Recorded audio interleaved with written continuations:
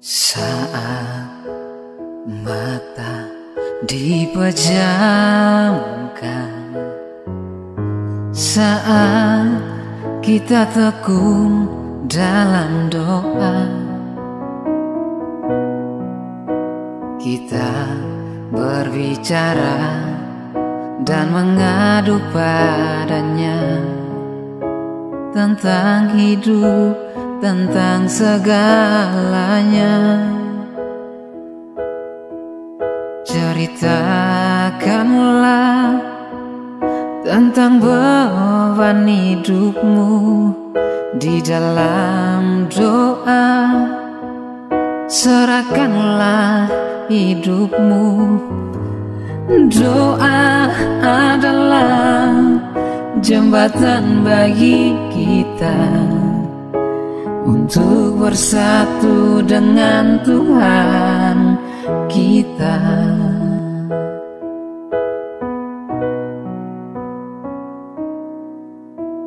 Saat mata dipejamkan, saat kita tekun dalam doa,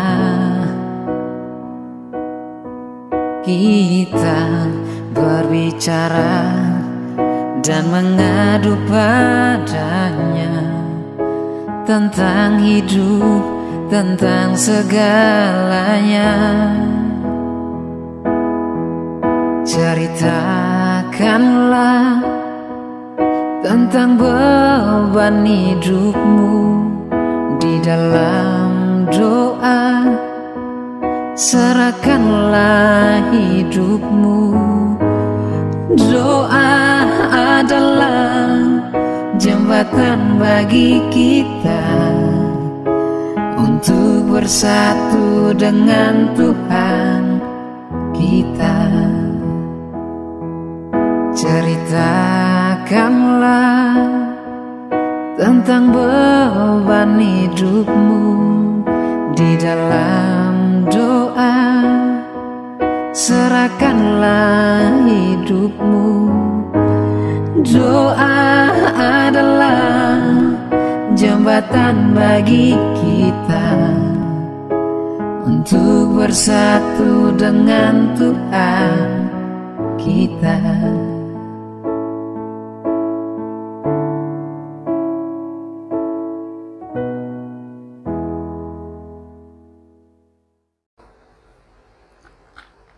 Shalom, sahabat doa yang dikasihi Tuhan. Sebelum kita membaca dan merenungkan firman Tuhan, mari kita terlebih dahulu bersatu dalam doa. Bapa kami yang bertahta di dalam kerajaan surga, segala kemuliaan dan kehormatan hanya bagi-Mu. Puji syukur, terima kasih atas segala rahmat dan kasih karunia Tuhan bagi kami semua. Saat ini kami bersama-sama para sahabat doa telah siap untuk membaca dan merenungkan firman Tuhan. Berkati kami, baik yang menyampaikan maupun yang mendengarkan. Terima kasih ya Bapa di surga. Di dalam nama Tuhan Yesus Kristus, Tuhan Juru Selamat kami panjatkan doa kami ini. Amin. Sahabat doa yang dikasihi Tuhan, mari kita membaca firman Tuhan yang pada malam hari ini terambil dari 1 Raja-Raja 18 ayat 36 sampai 41. Mari kita membaca bersama-sama. Kemudian pada waktu mempersembahkan korban petang, tampillah Nabi Elia dan berkata, "Ya Tuhan, Allah Abraham, Ishak dan Israel, pada hari ini biarlah diketahui orang bahwa Engkaulah Allah di tengah-tengah Israel dan bahwa aku ini hamba-Mu dan bahwa atas firman-Mu lah aku melakukan segala perkara ini. Jawablah aku ya Tuhan, jawablah aku, supaya bangsa ini mengetahui bahwa Engkaulah Allah, ya Tuhan, dan Engkaulah yang membuat hati mereka tobat kembali. Lalu turunlah api Tuhan menyambar habis korban bakaran, kayu api, batu, dan tanah itu, bahkan air yang dalam parit itu habis dijilatnya. Ketika seluruh rakyat melihat kejadian itu, sujudlah mereka serta berkata, Tuhan, dialah Allah. Tuhan, dialah Allah. Kata Elia kepada mereka, tangkaplah nabi-nabi Baal itu, seorang pun dari mereka tidak boleh luput. Setelah ditangkap, Elia membawa mereka ke sungai Kison dan menyembelih mereka di sana. Kemudian berkatalah Elia kepada Ahab, pergilah, makanlah, dan minumlah, sebab bunyi derau hujan sudah kedengaran. Lalu Ahab pergi untuk makan dan minum. Demikianlah pembacaan firman Tuhan. Yang berbahagia adalah kita yang membaca, mendengar, merenungkan, dan melakukan firman Tuhan setiap hari.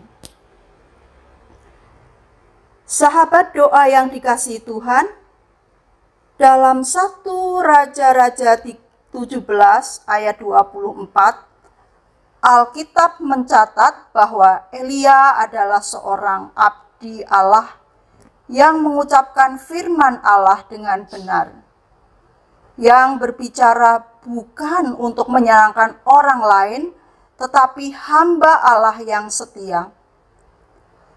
Konfrontasi Elia yang berani dengan Ahab dan konfrontasinya atas ketidakbenaran di Israel menjadikan nabi teladan bagi Israel dan orang paling layak melambangkan pendahulu Tuhan Yesus Kristus.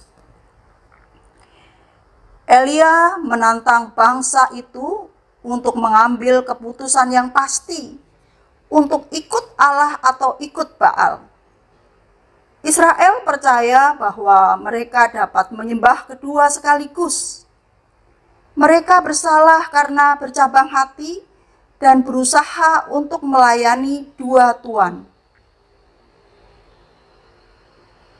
Ejekan Elia terhadap Nabi Baal menunjukkan kemarahannya yang meluap terhadap penyembahan berhala yang dianut oleh bangsa Israel. Sikapnya yang kokoh mengungkapkan kesetiaan yang teguh kepada Allah yang dikasihi dan dilayaninya. Tantangannya kepada raja, kita baca dari 1 Raja 18 ayat 16 sampai 19.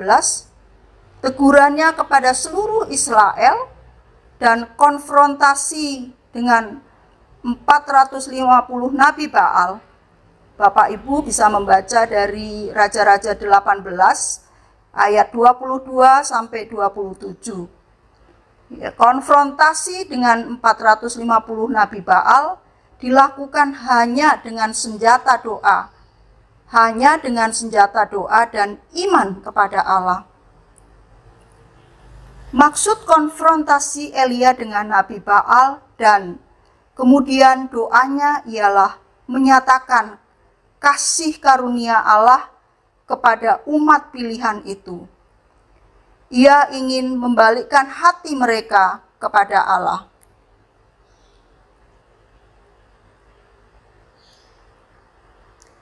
Tuhan secara ajaib menurunkan api untuk membakar persembahan itu. Mukjizat itu membenarkan bahwa Elia selaku nabi Allah membuktikan bahwa hanya Tuhan Israel adalah yang hidup, yang harus mereka sembah. Keteguhan iman dan syafaat Nabi Elia menjadi contoh, model, dan dorongan bagi semua umat Allah yang setia dalam kaitannya dengan kuasa doa. Nampak sekali kesedihan Elia ketika melihat bangsa Israel yang berbuat dosa. Kepedulian dan hatinya yang penuh kasih itulah menyentuh hati Tuhan. Sebagai pendoa-pendoa syafaat, sangat penting bagi kita untuk belajar dari Nabi Elia, dan penting menjadi catatan bagi kita di dalam berdoa, yaitu 1. Doa dengan iman yang sungguh, percaya bahwa Allah Maha mendengar dan peduli atas doa-doa kita. Kedua, doa untuk kemuliaan Allah, bukan untuk kepentingan diri sendiri saja. Nabi Elia berdoa untuk kehormatan dan kemuliaan Allah dan untuk kepentingan bangsa Israel agar kembali menyembah Allah yang benar. Ketiga, doa dengan jujur dan kebenaran, tidak munafik. Sahabat doa yang dikasihi Tuhan, mari kita terus berdoa untuk kemuliaan dan kehormatan Tuhan, dan juga bagi bangsa negara kita, dan bagi seluruh umat di alam semesta ini. Sekalipun kita sering kali melihat dari YouTube dan juga dilecehkan melalui WA group karena kita pengikut Tuhan Yesus Kristus. Mari terus bersabar dan berdoa bagi mereka yang menyakiti kita, agar Tuhan mengampuni mereka dan Roh Kudus menyadarkan hati mereka agar bertobat. Mari kita terus mengasihi dan berdoa untuk orang-orang yang menyakiti kita. Mari kita terus berdoa bagi keselamatan dan pemulihan bangsa kita di masa pandemi ini. Mari kita terus berdoa untuk para pemimpin agar Tuhan memberikan hikmat untuk memimpin bangsa ini agar menjadi bangsa yang hormat dan menyembah Tuhan dengan benar, bukan dengan kemunafikan. Marilah kita terus berdoa agar warga Indonesia menjadi warga yang cerdas, berhikmat, tahu yang benar dan yang salah, dan dimampukan untuk memilih jalan yang benar. Mari kita berdoa dan percaya bahwa Tuhan akan memampukan kita melewati masa-masa sulit ini. Tuhan Yesus menopang dan menguatkan kita. Amin.